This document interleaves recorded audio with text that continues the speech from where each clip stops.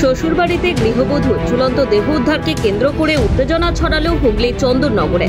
মৃতার নাম প্রীতি সিং, বয়স 21 বছর। পরিবার সূত্রে জানা যায় 2022 সালের ডিসেম্বরে উত্তর 24 পরগনার নৈহাটি জুটমিল রোডের হাজিনগরের বাসিন্দা প্রীতির সঙ্গে চন্দননগরের সুরের পুকুর গুইবাগান এলাকার বাসিন্দা মৃত্যুঞ্জয় সিং এর সামাজিক মতে বিয়ে হয়।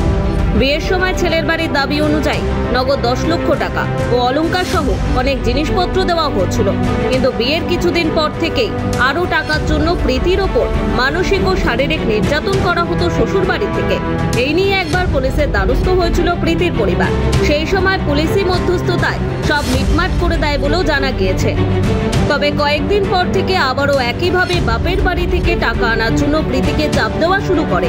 শনিবার প্রীতির স্বামী মৃত্যুঞ্জয় প্রীতির বাড়িতে ফোন করে জানায় প্রীতি গলায় ফাঁস লাগিয়ে আত্মহত্যা করেছে। একজন প্রতিবেশী বলেন, বিয়ে এখন 1 বছরও হয়নি, এর আগেও বলতো টাকা নিয়ে আসো তাহলে আমি রাখবো, টাকা নিয়ে আসো তাহলে আমি রাখবো।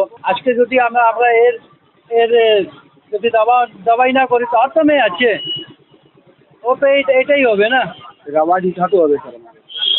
আমরা আর কিছু চাইছি না, যেরকম করেছে সেরকম ওকে যা হওয়ার আছে হতে হবে, তাহলে আমরা ছাড়বো না। এই ঘটনায় প্রীতির বাপের বাড়ির লোক মনে করছে শ্বশুর বাড়ির লোক প্রীতিকে মেরে ঝুলিয়ে দিয়েছে।